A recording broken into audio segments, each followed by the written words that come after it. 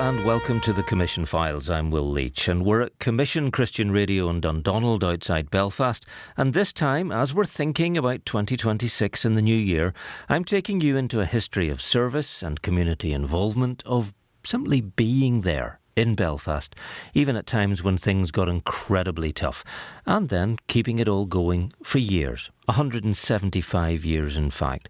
So a big Commission Files welcome to Chris Cupples of Belfast YMCA and Joe Campbell, formerly of Belfast YMCA and a lifelong peace builder and mediator. Both have stories to tell. Chris, Joe, you're very welcome. Thanks for coming in. Thank you. Thank you. Chris, a bit of history first. The YMCA itself, does anybody even say Young Men's Christian Association anymore? It's rare. I think, obviously, when the organisation was founded back in 1844, it was founded in London by a guy called George Williams, and it was founded on the basis of prayer, really around young men at that stage in living and work conditions that were a real struggle through the Industrial Revolution. So, you know, the foundations actually are really important as we look back. But it's not just for young men anymore. We nowadays work with children, we work with young people, men and women, a whole host of different people. But I think at the core of that is that desire to still share Jesus. What was the triangle? Triangle, body, mind and spirit. And you will see that today actually through YMCA logos worldwide and even our logo as well. It's interesting. I was in Inverness just a couple of weeks ago, and the YMCA there is now called YCA, no M, to be in. So it's Youth Christian Association. And they're very old, actually. I didn't realise. I think they were the 8th YMCA in the world, in the little notice board that it said there. How interesting. Changing times. Yeah. But you can see how they were thinking, well, it's more inclusive, which is a very positive thing. So there's that beginning of the concept. What about beginning in Belfast? Because that was 175 years ago. Amazing, 175 years ago. Yes, so we've been celebrating, we've been looking back a little bit over this last year and probably just really rediscovering some of that legacy, some of that story. So back in 1850, as Joe mentioned, there was this explosion actually from that early YMCA in London, and right across the world this movement just expanded at a really kind of extreme rate. And then in Belfast it was very similar. It was young men. It was an opportunity for them to gather, to pray, to do sport, that body, mind and spirit. Belfast was probably similar in many ways, growing at a fast pace as it was in London in those days. And reacting to changing times and to moments in history. So 2 world wars, YMCA was there. Yes, I think again it's interesting looking at the worldwide movement, and you know they had this huge response during both world wars, one in which they were the postal service for the men and women involved and their families and making sure that was happening. They were running tea vans in one of the wars. At home in Belfast, actually they turned the whole building in Wellington Hall into a place where men could come and sleep and get fed before and after they went to service. Wellington Hall. Remind people where that was, because it's not there now, is it? No, it's not there anymore.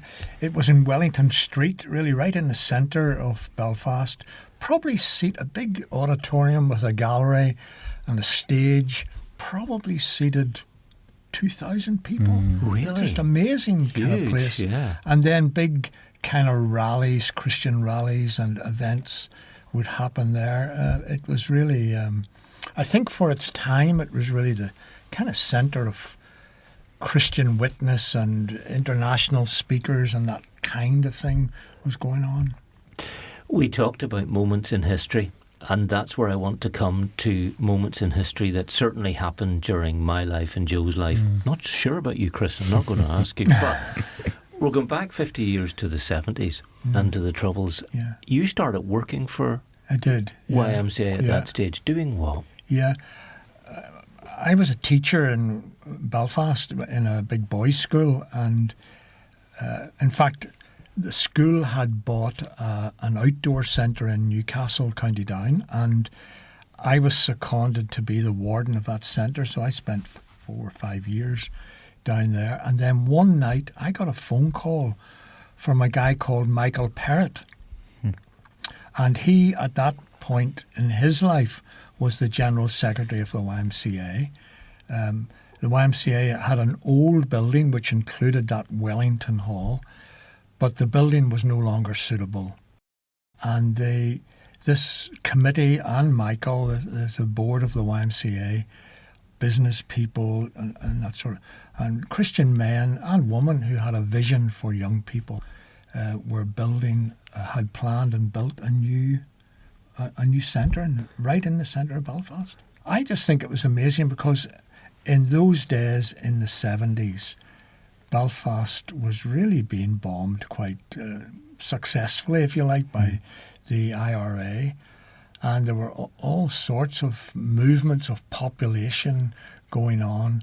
And yet these men and women planned and prayed and gave to the future, really, in a brand new building, tremendous building. It was a tremendous act of faith, wasn't it, to say, let's absolutely. build a brand new something in a place where stuff keeps getting blown up.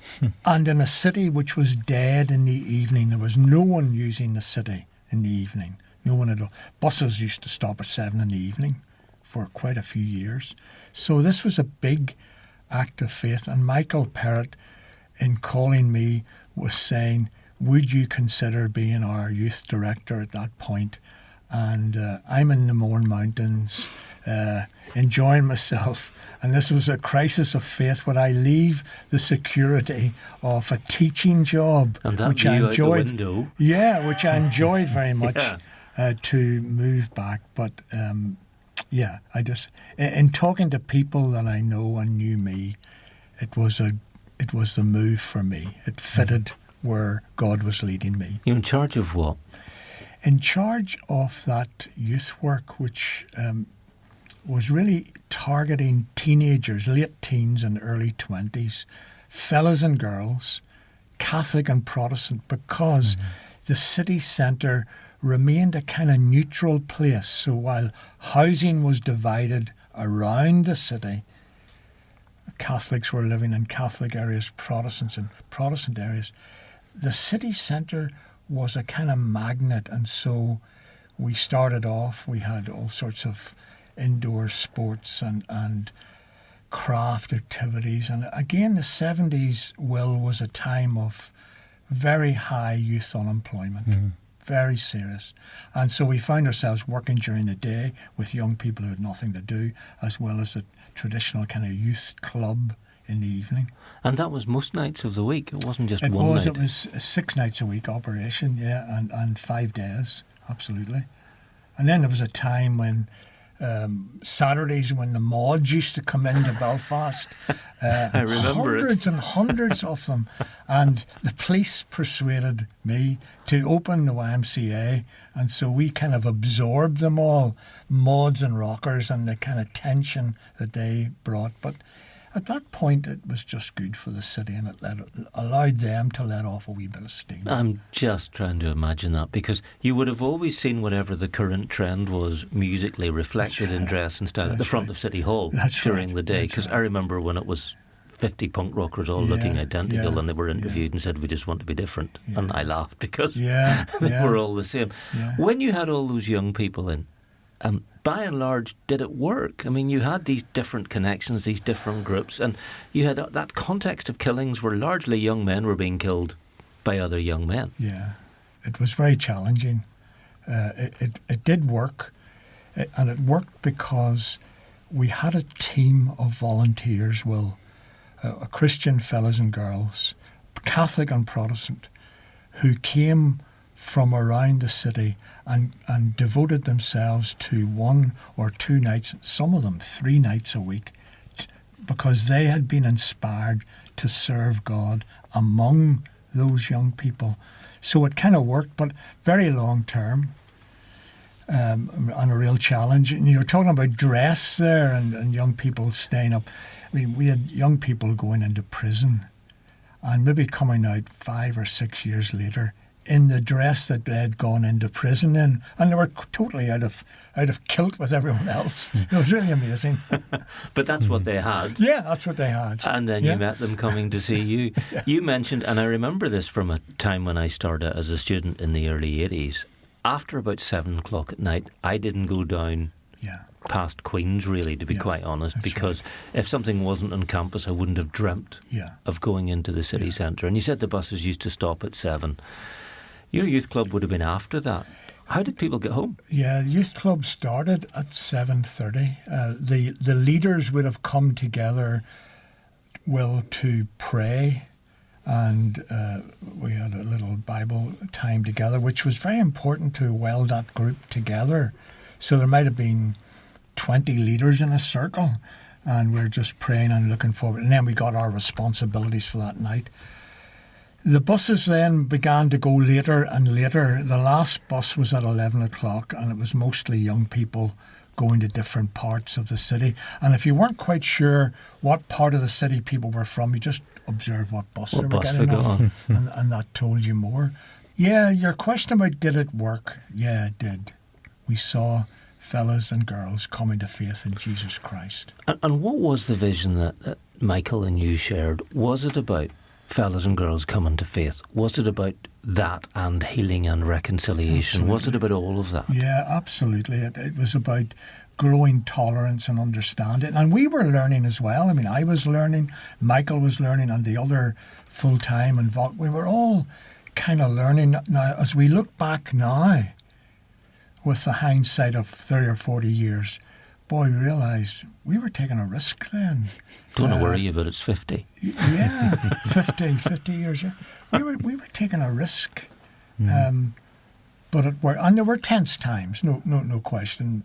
Young people got out of hand, we had to put them out and all that sort of stuff. So the RUC knew what you were doing, knew when you were on. They were supportive, but they were never in our building. The police were never in our building, but they knew what we were doing, and people of goodwill kind of knew. We got a lot of support, and I talked about during the daytime when fellas and girls had no jobs to go to, and we created a little cafe and employed some young girls to run it, and we created a workshop as well where we made boats and canoes and repaired camping stuff and went camping. So we had all of that kind of stuff happening. You were able to go back to the moorings? Able to go back to the moorings. And one guy who now lives in California and he's a teacher there, he lived in Sandy Row, a Protestant area of Belfast, and he joined the YM because he saw me driving through the centre of Belfast with a canoe trailer and about 12 canoes on the back, and he thought, I want a slice of that. So he joined. Really? Where's the man with the canoes? He said as he came in the door. That building, that went up, that was kind of in its own accidental way there for a bit of a landmark, a bit of a beacon in a dark city centre in the evenings. This is where positive thought, that's right, Christian thought was happening when, and I'm sure plenty happened when, a youth club was on and you would hear a bang or a fusillade of shots. It happened. I can remember buildings were burning on the other side of the road, and there were fire bombs. Those were the times when fire bombs and bombs that were hung onto the grills of windows and shops and all of that sort of thing. But it worked. And I wanted to say also, Will, those of us, and myself included, and those other leaders, we were there because we felt our faith has something to say about division and about violence. And if it doesn't have anything to say, well, we're wasting our time. So we were trying to, with the grace of God, put our faith to work. And in God's great grace, for a lot of young people, He used us. Such a relevant message then, painfully relevant now. Absolutely. You've got such a legacy there, Chris. I mean, when you look back and hear what heroes who didn't know and didn't think of themselves as heroes and heroines, but God used them in mighty ways, as happens again and again through history. What a history you have in the last 50 of those 175 years. No, without a doubt, and I think the both the challenge and the opportunity for us now is that, while we are not in a time when we're seeing bombs and killings, we're still deeply divided. And it's something myself, the team, the board spend a lot of time thinking about, praying about, focusing of our work now.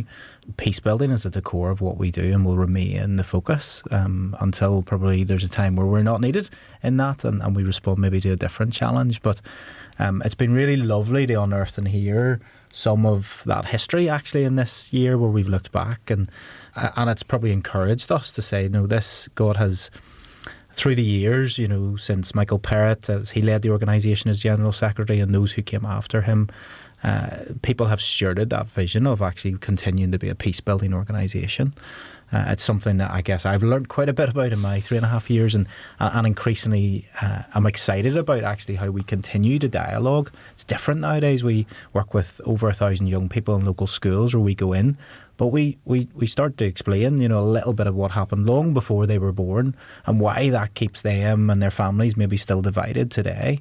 And there's openness to that with young people. I think that's the excitement. There's an openness to understand the past and maybe see it differently. I think, well, also I should say, just hearing Chris there, I suppose that's what the YMCA has done worldwide, but in Belfast, 175 years, it's kept adapting to the needs of the community at the time. So in my time, the 70s and 80s, division, war, real hardship, and it adapted. And Chris's time now, it's more reconciliation and building those relationships among young people for the future. So yeah, the YMCA just keeps adapting, which we have to do in all youth work. And because of that change, Chris, again and again over the years as society changes, I would hazard, and you can put me right on this, one of the biggest challenges you have, particularly when you come into the job, is understanding who you are, what you're for, and dealing with the public perception of who you are and what you're for, and pushing away that terrible video and single from all those years ago, which is the one thing I bet everybody says to you. No harm to the village people, but really. Yes, well, that's often, and my kids in particular love a good dance along to the YMCA song, but is it good, is it not? Yeah, I think an organisation that's been around and is part of a worldwide federation, so that's the interesting nature of the YMCA. No one person or organisation or trustee owns it. We're all part of this movement. I've had the privilege of being involved with a Unify network across Europe of Christians who, I guess our sole focus is ensuring that the YMCA remains a Christian movement. And that's been an absolute rather than joy. Just a social enterprise. Because there's so much of our work that we do, you could do without having faith at the centre of it, without having a board that believes in the gospel and the life-changing impact of the gospel. And much of our work, we don't actually talk about Jesus day to day, but our peace building is absolutely the work of the gospel in reconciliation as we draw people together. I guess I see it through a kingdom lens. So I feel like there is a fight maybe on for this movement, as there is for many movements, I think, to keep Christ at the centre of it. That doesn't mean that we are exclusive. Actually, it's the opposite. That, the gospel's inclusive, it's welcoming, it's drawing people and it's loving people. And I think trying to get that balance in a world that's often confused is a challenge. But yeah. It means that people ask you, are you a mission, or are you a missionary movement? It's a really hard question to answer. I know, and I don't know how I'd answer it even now, because at times we are, at times we aren't, and yeah. Yeah. Exactly what you were saying though, Joe, a moment ago. If this isn't real, what are we even here for? Yeah, absolutely. Yeah. What's the point? Yeah, we got to really serve the Lord in whatever way we can, and because that's why we were made. That's why He called us into His kingdom. We're here to make the world a better place, not to serve ourselves. We're here to make the world a better place. So we're at our best when we're in that groove with God. And serving and walking with Him. I'm going to explore that a little bit with both of you, your motivations in this. And we'll start with you, Joe, because you're a Hollywood County Down man. That's right. What was your family background? Tell me about growing up. 3 sisters. I'm in the middle. And My dad worked in a wholesale grocery. My mother never worked and never had a passport and all of that. But we were a very happy family, going to our local church. And then really in my late teen, I'd started working in the shipyard in Belfast, engineering, and really enjoyed that, learned a lot.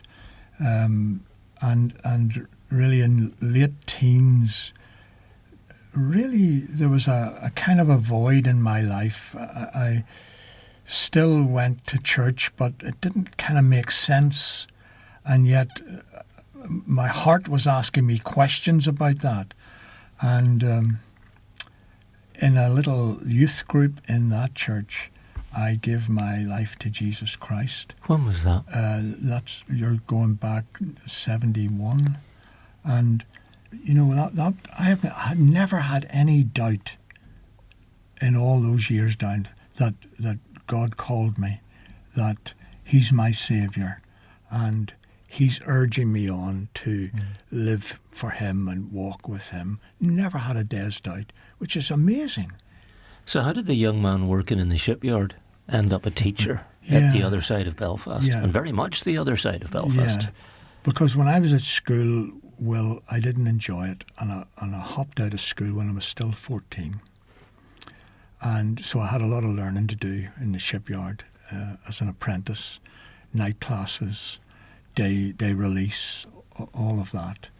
And then that coming to faith then began to shape my life. What did I want to do? Well, actually, I quite like volunteering in our church with young people. And then an opportunity came to train as a teacher, doing a shorter course, but teaching craft subjects, and enjoyed that. And so getting into teaching was, again, a revelation in a tough boys' school in the 70s, when quite often when the bell went in the morning in the staff room for teachers to go to their classes, for some in the 70s that was a very tough call, and some just couldn't face their classes in the Shankill. These were tough days. I actually thrived on it. I enjoyed it. I enjoyed the challenge, and most of all, I enjoyed the relationships with the guys that I built, because I had been deprived of those relationships when I was at school, and I wanted to make a difference to those guys.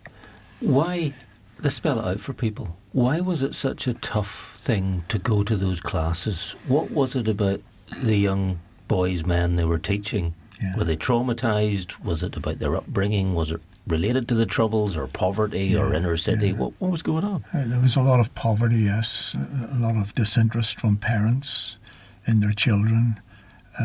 Life outside of school, and especially at night for those boys who were 13, 14, 15, life outside of school and rioting was far more interesting than being in school.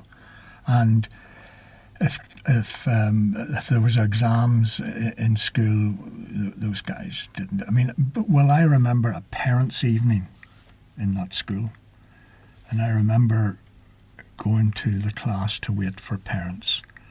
Not one parent turned up. Not one. Really? Those were, and you know, you can't blame the kids, but those were tough times. How demoralising was that for a young teacher? Absolutely. Well, there were times when I had to get into my car and drive down and go to doors and knock doors and get wee lads into the car and bring them up to school, because I was committed to them and to relationship with them and improving them. Well, some of those wee lads are my best friends now, and I still meet with them and go biking with them. You're listening to the Commission Files. Time for a quick break. He was half Jew, half Greek, and his business career seemed assured. Mother, he did not suffer. It was so quick. He was thrown down the ravine. Where's grandmother? She mustn't hear this from others. I must go and find her. But Timothy changed and left it all to help the Apostle Paul bring the good news to everyone. Timothy, Faithful Servant, by the Commission Drama Team. You can hear this series and others from the same place you found the Commission Files, or just search for Commission Drama wherever you get your podcasts.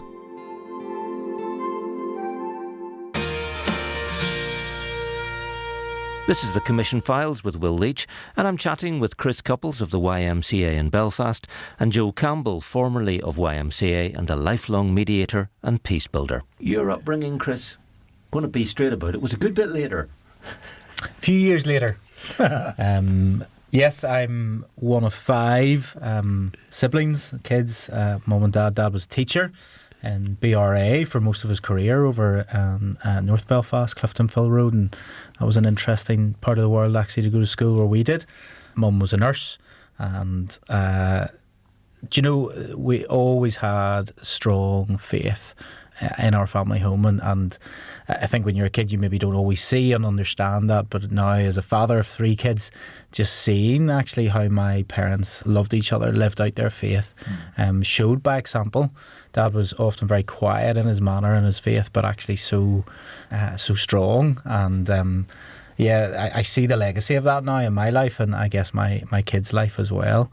One of the things that Mum and Dad were involved in actually in the 70s was a movement called Community of the King that was probably, I think people thought it was a cult ultimately, because it was Protestants and Catholics worshipping together on a Friday night. I was in that. And you were in it? I used to go to that. I used to meet in the YMCA. Ah, there you go. That in the city centre, Yes. neutral premises. Yeah. And so these Catholic and Protestants who wanted to worship together could find a space there. Wow. Small world. So you decided you wanted to do what? What did you want to be? Well, Because when I first met you, you weren't at the YMCA. no, I wasn't. I studied business up at Coleraine. That was as much about getting a little bit up the road and getting away from home, but still coming back with dirty washing and picking up a meal each week, which was lovely. Yeah, but that train, It was lovely. The North Coast part of living, and I guess I've always had this interest in business, and thought to myself, oh, I'll go and do that. I worked for a year for a big international company, and then had the opportunity to step out and work at that stage for my church for and setting up something called a debt centre with Christians Against Poverty, and that was maybe 2009, 2010, and I remember, in church they said, well, we don't really have enough to pay more than 3 days a week, but I was newly married, thinking, we'll work this out. And stepped out in faith actually at that stage, and got involved in this organisation and local witness, and it was helping people in our local community as a church in East Belfast who were in poverty, who were in debt, who'd found themselves for lots of reasons struggling financially, and what a privilege it was actually to be able to go in and just begin to put a plan in place, give advice, but more than that, pray with people, just be there for them. And I think I've always had a missional heart in terms of my work. For me, needs to count more than making money for somebody else, I guess, or working for a big corporate. And even though maybe at uni I thought that was maybe the path I might go, but actually serving and getting alongside people like Joe, building relationships, having a privilege and opportunity to be part of people's lives. I met someone actually at the weekend there, slight tangent, who I probably went along 15 years ago now into their home, and they invited me in, and I had the privilege of being able to walk through and help them get debt free, the work that they did themselves. And 15 years later, I haven't seen her probably in 5 at least, bumped into this lovely lady, and we give each other a big hug, and then saw her daughter and her grandkids, and you kind of think, wow, God let me be a little bit a part of their story and how different it is, because they were brave enough to ask for help through this organisation that was going in through local churches and just beginning to unpick the mess of financial difficulties. And so I was there for 12 years at CAP, and was given a huge opportunity just to learn how to lead, how to manage people, how to fundraise, how to communicate. And again, learned a huge amount in that time. And then a few years ago, I saw this role for Belfast YMCA, and I thought, I'm not looking for a job. But God just kept nudging me. It was one of those things. It was around this time of year I saw this and thought, I don't know anything. And interestingly, as you said earlier, who are the YMCA? I have to admit, I didn't know a lot. So you had to go through that I had process. to do the research, understand, find out about this organisation, see if my values aligned, Cap would have been probably more overtly Christian in our mission and all of our staff, whereas the YMCA was absolutely Christian, but we've lots of staff who don't have a faith, and actually I love that now.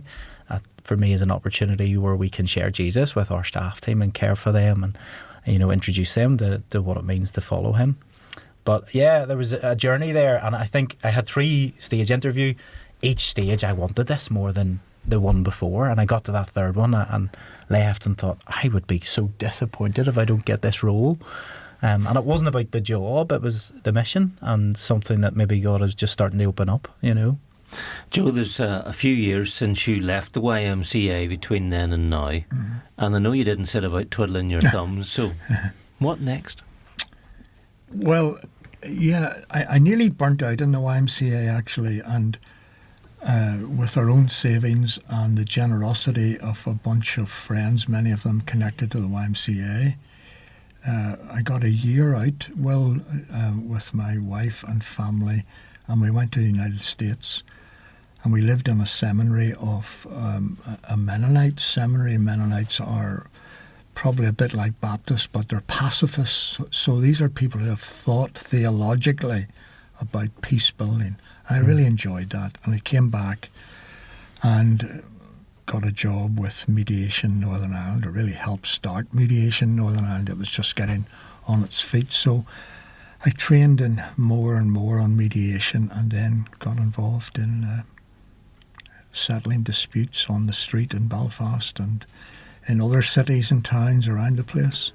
Where do you even start whenever you're faced with what seems like an intractable problem on a Belfast street with people implacably opposed, and often, let's be clear, because I saw it often as a journalist, very, very angry. Yeah. And you probably saw them at their worst, and where do you start? You start with one side, and you try to build a relationship with that one side, not when they're at their worst, but actually when they're trying to put their best foot forward, because in their heart they're actually good people. And then you go to the other side and you do exactly the same then. And then you gradually bring people together, even just the leaders, even just to talk together and to humanise one another. So mediation, like peace building itself, is long term, and it requires relationships. And it requires people to take a risk and go to the other side. It's that risk-taking I've always found interesting. Is there a moment, can you often identify a moment where people, I don't know whether it's someone makes an off-the-cuff remark and everybody laughs, and you think, bingo, tiny, tiny connection. Let's build on that. Yeah, absolutely. In our mediation offices in Belfast, we often had people in from opposing sides, usually ordering fish and chips and sitting around eating and talking and humanising, because everyone has to eat and everyone has to drink. And at their core, people want peaceful lives, and respecting their position, understanding their position, but learning about the other side. So just building relationships and long-term work. And that patience. Which I've just not shown by asking a question too quickly. That then creates a situation where you're known for what you're good at as a mediator, and other people start to say, can you just help us with this? Can you just help us with that? That's right. And people still, a guy called me last week for that very reason. I said, I'm retired now, I'm not doing any work now. But he outlined the situation, and I thought, maybe I can help. And and again, it's this whole thing is, you're doing what God has equipped you for, and you're leaning into that and walking with God. But I mean, it's not easy, and it doesn't always work. Mediation is not sprinkling holy dust over people and somehow or other they're friends again. It is hard work.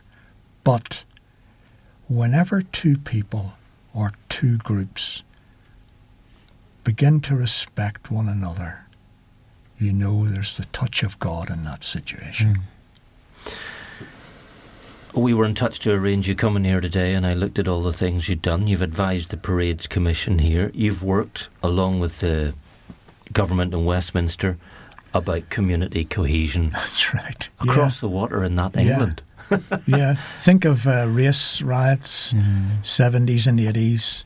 Think of the Blair government, and John Prescott, Deputy Prime Minister, set up a unit, Neighbourhood Renewal, and he looked across the Irish Sea for some lessons in what might be possible.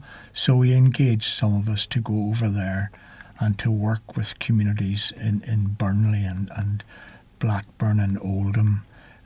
Communities, bringing together local politicians and Westminster politicians from that area, with police and with local community leaders, and male and female. I heard a woman almost crying in a group.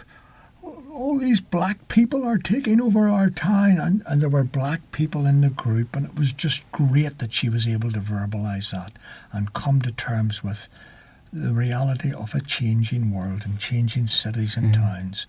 But the black people needed to hear that as well. So that's the sort. I'm working with the political parties, some of the far right parties as well in those days.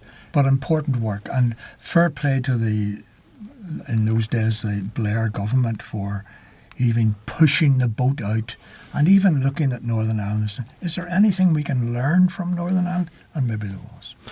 Not the only country you went to.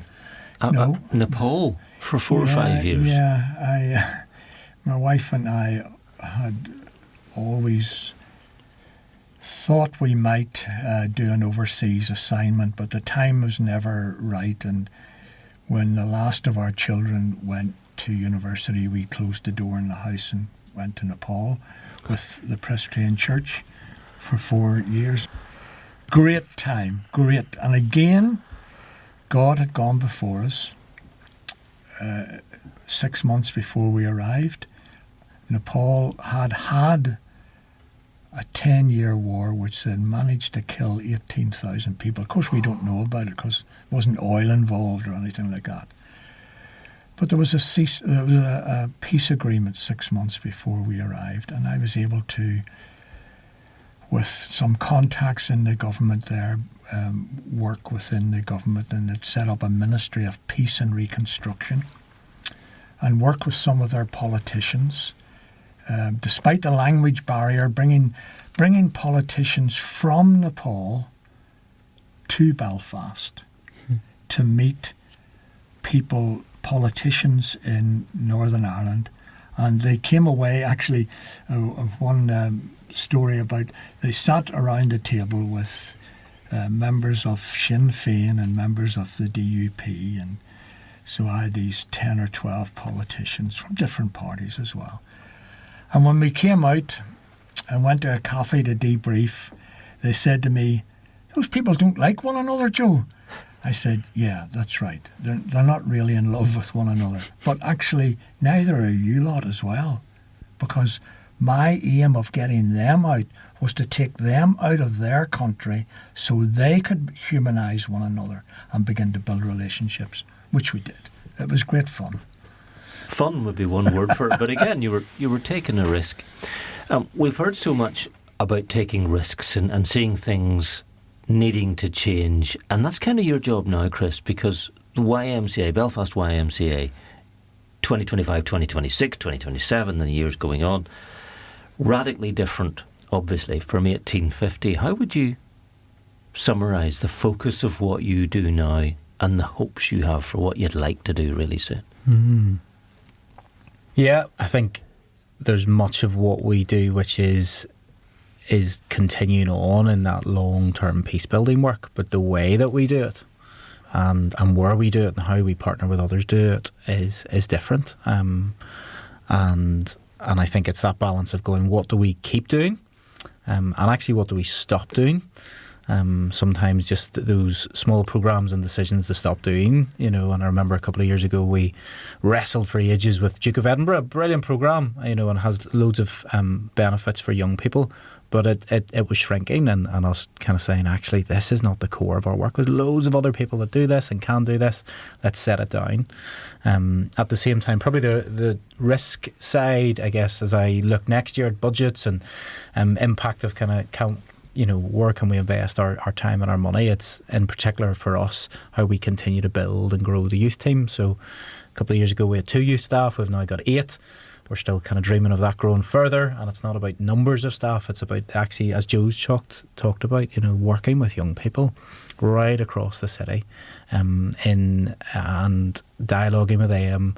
I think in particular how we respond and have tried to respond to some of what we've seen around racism and riots and unrest over this last year. We do that a bit more quietly behind the scenes.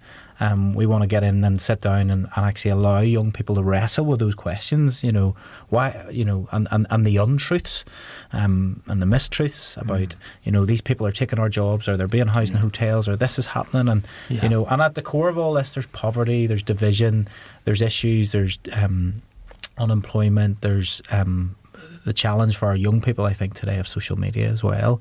But can we speak truth into that? I think for us, we're dreaming, in particular in Stranmillis, where we're kind of based. Because you're based in South Belfast. I've had the privilege of being shown round you on a wet morning. Yes, a very wet morning, like many mornings. So we're really privileged. We have around 14 acres of this amazing site, which again, if I look back, there's a real legacy there of those who gave and had the foresight to buy part of that land and different things. That place it's a neutral place for us. It's a place where actually we work in partnership with loads of different organisations and people. We have over 12,000 visitors per month passing through the doors. We have young people, we have old people, we have a hen shed, which is basically a men's shed but for ladies. We have a community garden. Didn't realise. We have there's everything, and it's great because actually it's in that where people naturally mix and they meet. And they have an opportunity. There's a local church, CFC South, that are based on our site. We've got primary school that use the sports facilities every day, football club. For me, I guess, and the conversation we've been having with the board and our senior team is how do we continue to build this as a place that everybody's welcome, and build on that. But as people come in, where do we have, and where can we build bridges of faith? I think in particular, these last few years for me, we've invested in specific faith building programs with young people while our focus remains around that peace building. Actually, where do we put the bridges back in where we actually talk about Jesus and we have the opportunity with young people to sit down and care for them and disciple. And I think as we reflected back, we probably missed a little bit of that first season.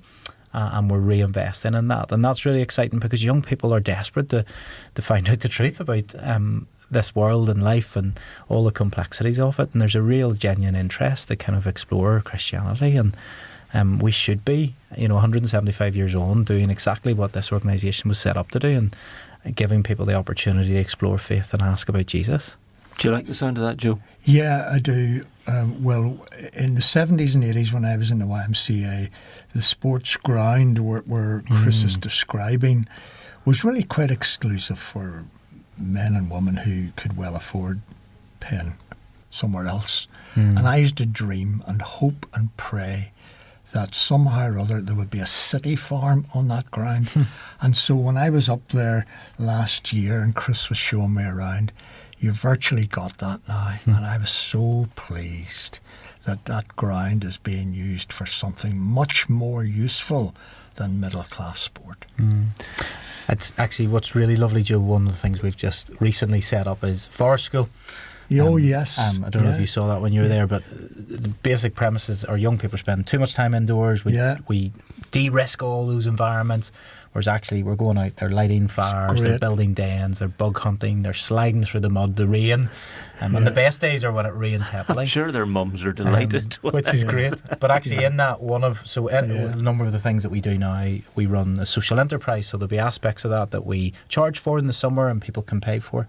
But the other side is where we make a little bit of surplus, we're giving it away. So we've been partnering with Sure Start groups across the city who are working with maybe more vulnerable families and children and bringing them in and providing transport and everything and using some of that gain to actually bring them out along with parents and carers to that place. So there's something beautiful about just the place. The community garden as well, we've got a whole mix of people from different backgrounds, ethnicities, young and old, mixing and growing together. And again, there's just an opportunity to share life and share faith in those spaces. Yeah, great.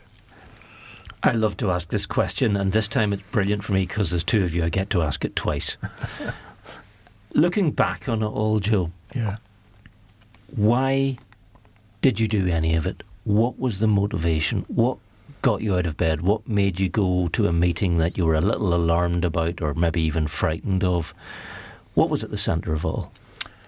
Well, I mean, I think it was certainly faith. It was believing that this is what I'm meant to do. This is what God's calling me to do. And I need to do it with all my heart and really give myself to it. And often I found that in lots of different situations, there were people there who were welcoming, who were teaching me. I was learning from them, right through. There were good teachers I partnered with when I started out, and Mediation Northern Ireland. There were people there who almost were there. God had planted them there for me, and it was just faith was driving me on and continues to do that. Chris? I get a picture of open hands, and why I say that is actually when we are open, when we reach out our hands, and as we do to Father God, we receive, in that act of giving and of serving. And I think for me, in the leadership journey I've had through Christians Against Poverty, through the YMCA now, it starts with how I serve. I love to get in the rooms in our childcare settings and help out and listen to our staff and serve, and if there's a job to do, I'll do it, even though sometimes I have to do certain jobs and forecasting. But actually it's about serving, it's about being open-handed, and that might be with our staff team, because actually that's what Jesus does for us. He loves us, he serves us, and as I give of myself often in that leadership role and serve, God actually blesses me more. And I think as well there's something about stewarding something. How can I take this organisation that's been around for 175 years and maybe move it on a little bit further and just build on the shoulder of the person who's gone before and the person who will come after me, and can I leave it in a better place and make a little bit of difference along the way? And I think God's allowing me to do a little bit of that. I wonder what it'll be like in 30 or 40 or 50 years' time. Sure, we'll have you back. I know. And we'll all do another episode. Joe, Chris, thank you so much for joining me on the Commission Files and telling your stories. It's been absolutely great. Thank you, both of you, very much. And thanks to all of you for listening and following us. Don't forget to tell your friends. If you see a social media post from me about this podcast or from Commission itself, do like it and repost it so more people get to know the kinds of stories they can hear, the kinds of people they can meet, all with just a couple of clicks. And it's free.